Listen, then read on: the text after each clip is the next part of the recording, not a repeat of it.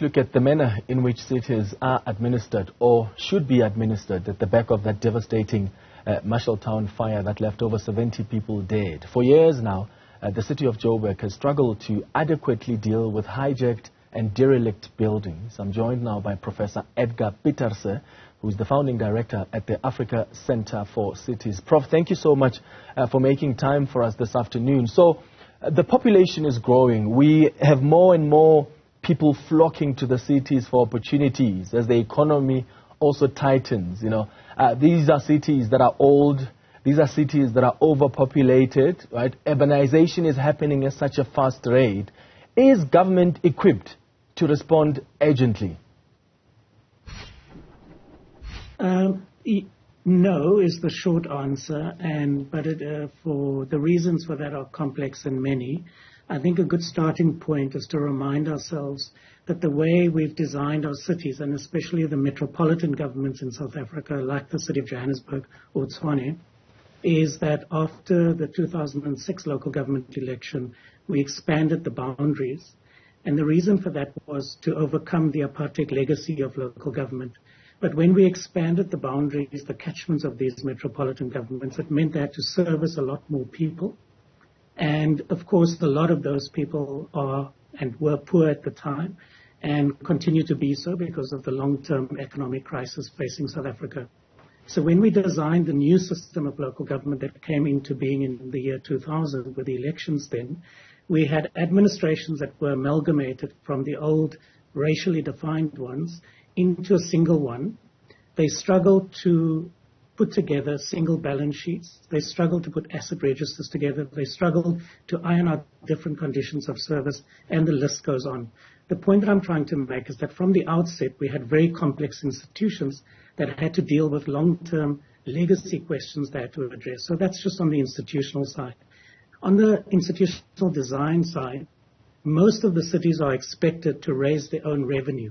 And they've got to use that revenue to not simply provide services, but also to ensure that those who fall below the poverty line in terms of family and household income, that they can also get access to what we call lifeline tariff services. So at least a minimum amount of water, a minimum amount of energy, waste collection, access to water, and so forth. Mm-hmm. Now, what we've seen over the last 30 years is that the amount that is collected from the municipalities and the issues they've got to address in terms of providing for the poor, that the pressure has increased dramatically. And the reason is the broader macroeconomic structural question, the fact that our economy is not creating jobs, that poverty is expanding, inequality is widening. So all the cities are faced with more and more households that need this basic package of service. That is even before you take into account migration to the economic heartland of South Africa, which is the Gauteng city region. So that is the underlying structural problem. So as a result of that, the current financial model is simply unviable to deal with the scale of the challenges. Secondly, the institutions themselves are not fit for purpose. Thirdly, when those institutions don't have the wherewithal within in terms of management capacity, enough personnel, you then have the added factor of political discontinuity with all of the coalition governments that have come and gone over the last 6 years in the case of Johannesburg. And what that does is it creates a certain inertia in the institution. People are afraid to act. They're afraid to fulfill mandates because they're not sure how the wind is going to blow tomorrow. Yeah. And we have to take into account that there's a price to be paid for that level of uncertainty and so forth. So it's a perfect storm of long-term legacy questions in terms of how we've designed the local government system, the macroeconomic challenges that reinforce unemployment and inequality, and then you've got the internal questions within these municipalities where they are simply not fit for purpose. Mm-hmm. They are not mission-driven, they don't have clear strategies, and most importantly, they don't know how to manage the trade-offs between competing priorities. Yeah. Now, the lack of urban housing is also quite a big issue for many South Africans who are far from economic opportunities. There's also an issue of affordability. I mean, many people can't find decent or affordable places in the cities where they've migrated to. So they end up being relegated to the slums and informal settlements. And that comes with its own challenges of lack of services and risks, like occupying unsafe buildings like the ones we've seen being destroyed this week. And the issue of affordability and affordable housing has been an issue in our metros for years now. Absolutely. So the core issue is fairly clear. In 2004, the national government published the Breaking New Ground Housing Policy or Human Settlement Policy. However, that was at the level of intent. Work had to be done to produce a new Human Settlements white paper that could then replace the Housing Act, that is the underpinning for the current delivery system for human settlements. Since 2004, when Breaking New Ground was first adopted by National Cabinet, the Department of Human Settlements have simply not been able to produce this policy framework and a legislative reform agenda. And that is just straightforward political failure, minister after minister.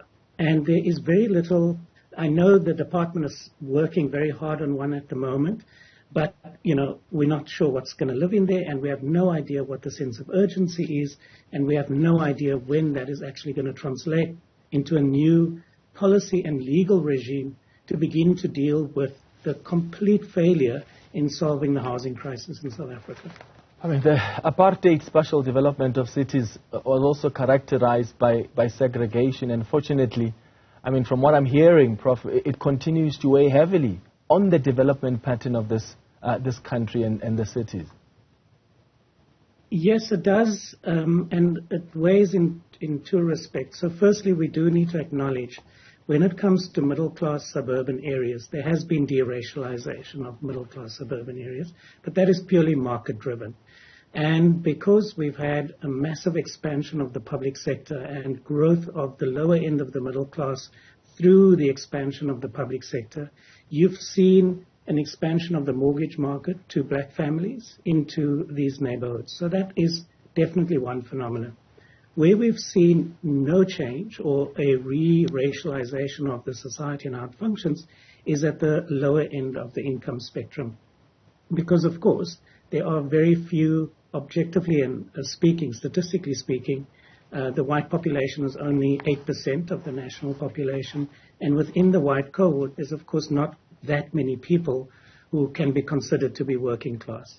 And those people are already through legacy investments, through the apartheid regime investment in public housing, they are more or less, they don't have a housing poverty problem. They are residing in various neighborhoods and so on.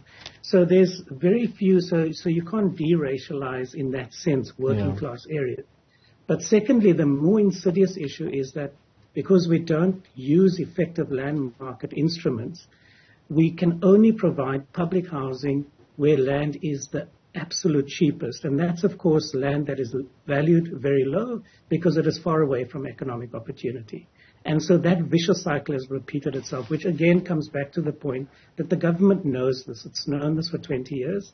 It's identified the new need for a new policy frame. It has simply been unable to produce that policy certainty. And as a result, we see, we're in a groundhog situation. We see a repeat of all of the manifestations of the dysfunctionality of the system. And please remember that if the economy continues to simply reinforce inequality, households don't have the capital or the assets to, if you will, lift themselves out of this dynamic. You do need state intervention, but we don't have a capable state with a clear sense of purpose and a strategy to address that at the moment. Speaking of a strategy, there are many organizations that I imagine have come up and produced some great research on urban development, and yet it doesn't seem like the policymakers are willing to utilize that research in their decision making. What's your sense? Yeah, so I mean, it's a mixed picture. So again, as you'd have heard over the last 2 days in response to this absolute tragedy, the first instinct of our politicians from various political parties is to blame other actors, to blame non-profit organizations, to blame academics, to blame everyone but, the culprits at the core of it, if you will. And that reflects a mindset. There's deep suspicion in government about actors that are not within its immediate control. They assume that there's an agenda to either embarrass or undermine the state. And if there's a lack of trust, there is no way that they are going to use the evidence and the research and the policy recommendations as the basis for certainty. That is on the one hand. On the other hand, there are these various moments that come and go where the state does reach out to non-profit organizations or to academics and so forth. Processes happen, work gets produced, recommendations are made, but until that gets translated into policy certainty, i.e. the white paper for human settlements, for example, and then legal frameworks and fiscal reform, it doesn't really mean that much, right?